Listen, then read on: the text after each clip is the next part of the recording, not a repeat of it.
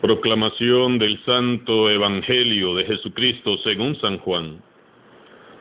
En aquel tiempo Jesús levantó los ojos al cielo y dijo: Padre, no solo te pido por mis discípulos, sino también por los que van a creer en mí por la palabra de ellos, para que todos sean uno, como tú, Padre, en mí y yo en ti, somos uno, a fin de que sean uno en nosotros, y el mundo crea que tú me has enviado.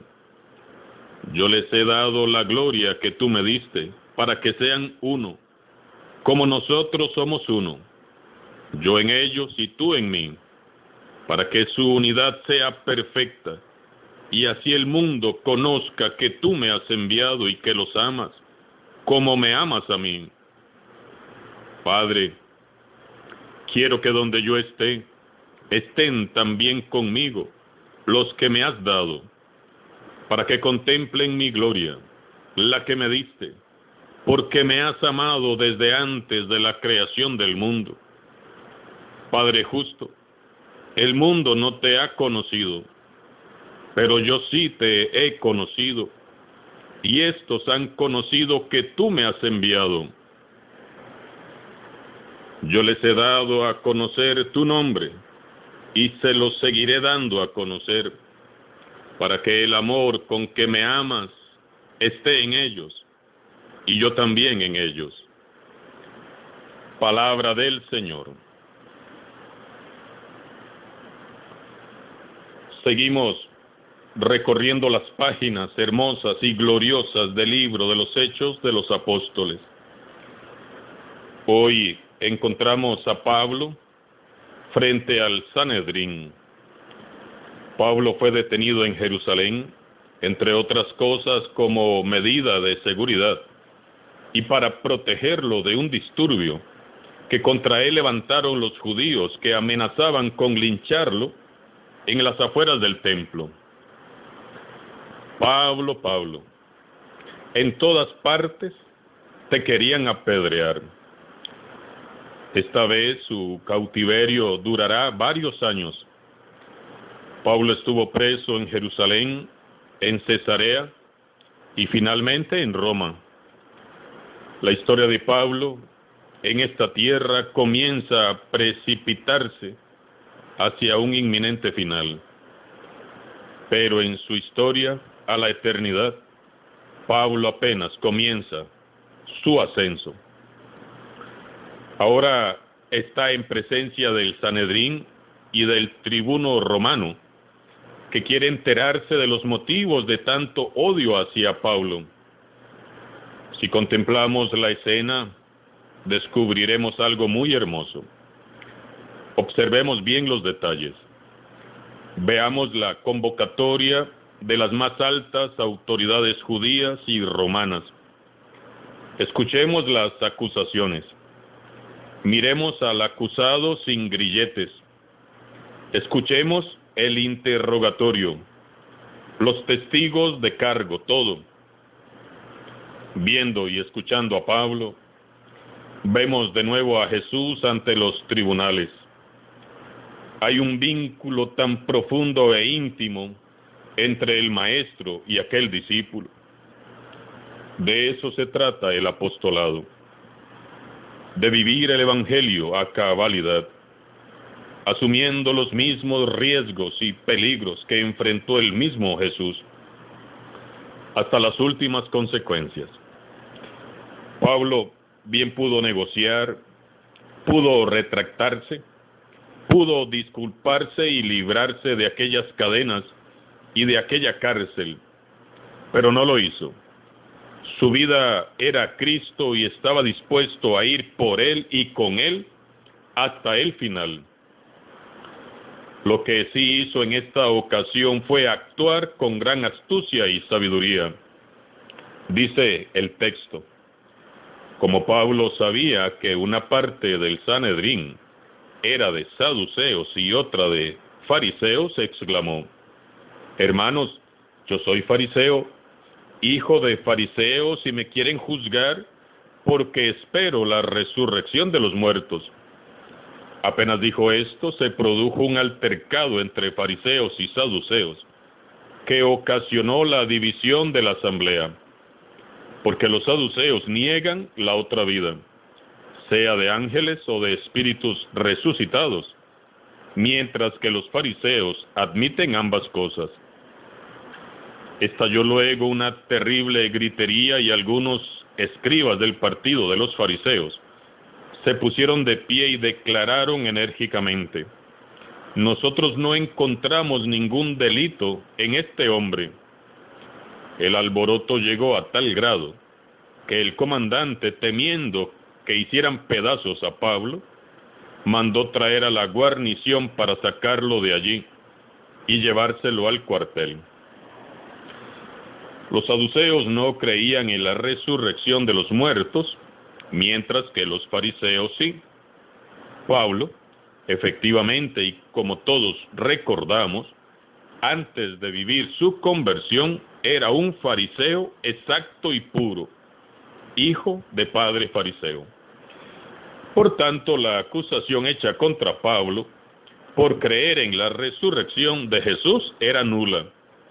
Todos los fariseos creían y esperaban en la resurrección. Se armó un verdadero zafarrancho, donde todos discutían sobre quién tenía la verdad, y el comandante mejor optó por llevarse a Pablo. Pablo se libró astutamente, por el momento, de lo que pudo ser su última comparecencia ante un tribunal. Pablo nos da ejemplo del uso de su audacia e inteligencia que le permitió librarse del mal en aquel momento. No fue puesto en libertad, pero aún estaba vivo, y eso era más que suficiente para Pablo. En un día era bastante lo que podía suceder, y efectivamente así fue.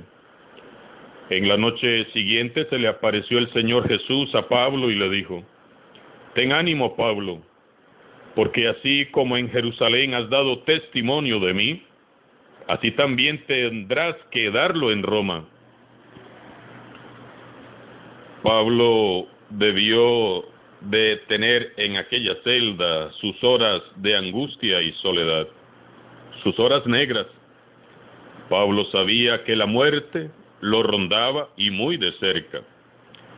Y entonces Jesús resucitado va hasta la cárcel a reconfortarle, a levantarle el ánimo. Ánimo, le dijo Jesús. Ten ánimo, Pablo, porque así como en Jerusalén has dado testimonio de mí, así también tendrás que darlo en Roma. Qué hermosa imagen. Pensemos en Jesús entrando a esa celda para confortar a Pablo. Ánimo, Pablo, aún no llega el final. Tengo otros planes para ti. Vas a dar testimonio de mí, pero ahora en Roma. Lo que muchas veces consideramos una verdadera tragedia puede convertirse en la ocasión propicia por la cual Dios nos propone dar testimonio público de nuestra fe y nuestro amor hacia Él. Les propongo hoy, queridos hermanos y hermanas, que hagas un recuento de todas esas situaciones difíciles de tu vida personal, en donde Dios se ha acercado y se ha manifestado palpablemente. Son esos momentos en que te has sentido fortalecido, confortado y respaldado por el mismo Jesús, y has sabido dar testimonio de tu fe en Él, conservando la paz y la alegría. Y si hoy estás atravesando un momento difícil o doloroso en tu vida, ten la plena convicción de que Jesús resucitado está en este momento a tu lado, confortando tu corazón. Él usará esa situación para tu bien. Más adelante darás testimonio de su amor. Solo tienes que creer y confiar en Él. Ir a Roma, el centro del gran imperio, a dar testimonio de Jesús, fue desde siempre el sueño de Pablo, un sueño personal y también apostólico, que por fin se hará realidad. No era el final aún.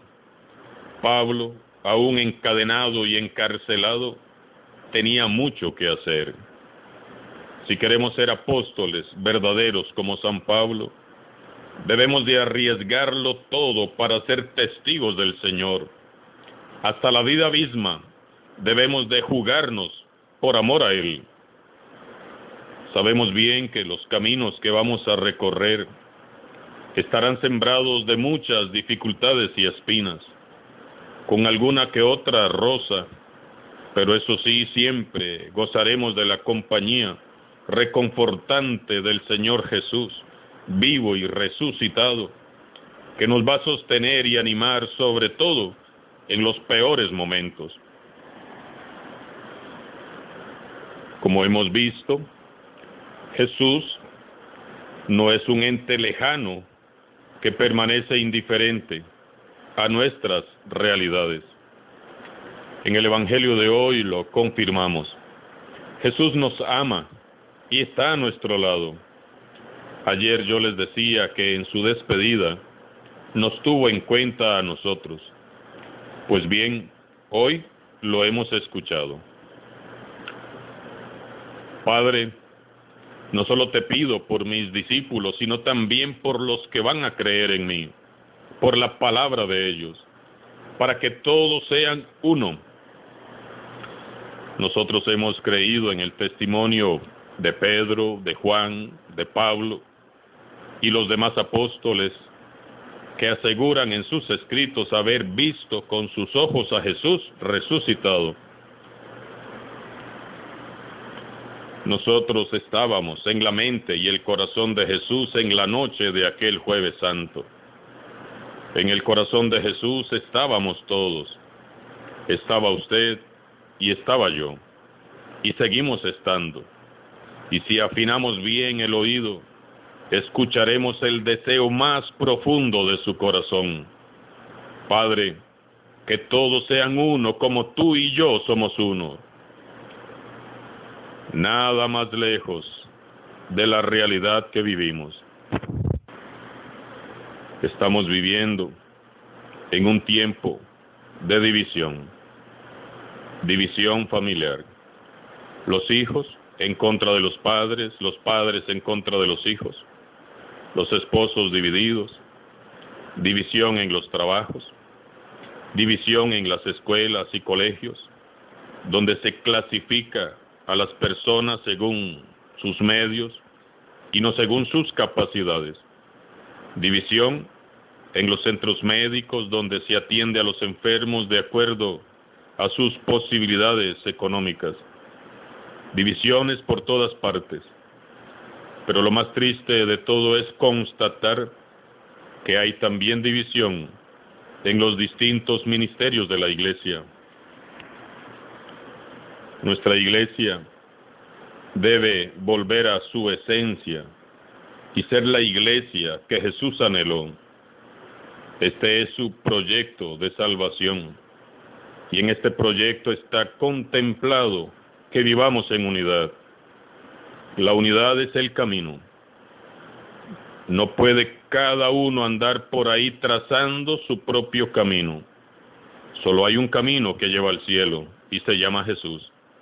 Y Jesús nos está indicando que para permanecer en Él debemos de mantenernos unidos a Él y unidos entre nosotros. Somos miembros de su cuerpo y Él es la cabeza. No lo olvidemos. Ubiquémonos, hermanos y hermanas. Yo nunca he visto que un dedo le dé órdenes al cerebro o que una mano se retire de un cuerpo porque le cae mal el codo. Para que un cuerpo funcione bien debe permanecer íntegro. Todos los órganos funcionando adecuadamente. Con Jesús a la cabeza seremos la iglesia que Él anheló y por la cual oró justo antes de morir. Ya casi a las puertas de Pentecostés, Nuevamente insisto y les invito a orar. En el santo y poderoso nombre de Jesús, desterremos ya de nuestros corazones, familias y grupos eclesiales toda soberbia, toda ira, toda violencia, orgullo, egoísmo, deseo de figurar, vanagloria, celos, envidias y todo aquello que nos divide y nos separa de Dios y de los demás y nos hace incapaces de amar y servir a Dios en unidad. Que el Espíritu Santo nos conforte a todos y nos haga capaces de vivir en unidad, amándonos, respetándonos, soportándonos, sirviendo en obediencia y alegría al Señor Jesús, con un corazón íntimamente unido al corazón mismo de Dios, que es amor. Que donde vayamos seamos un signo de amor y de unidad. Que todos digan: miren cómo se aman, son discípulos de Jesús. Vamos, hermanos, a darle un giro a nuestra historia. El Espíritu Santo está llamando a la iglesia a cambiar ya de actitud. Ya es tiempo, ya es hora. Como San Pablo, debemos nosotros dar la cara por Cristo Jesús. Alabado sea Jesucristo, sea por siempre bendito y alabado.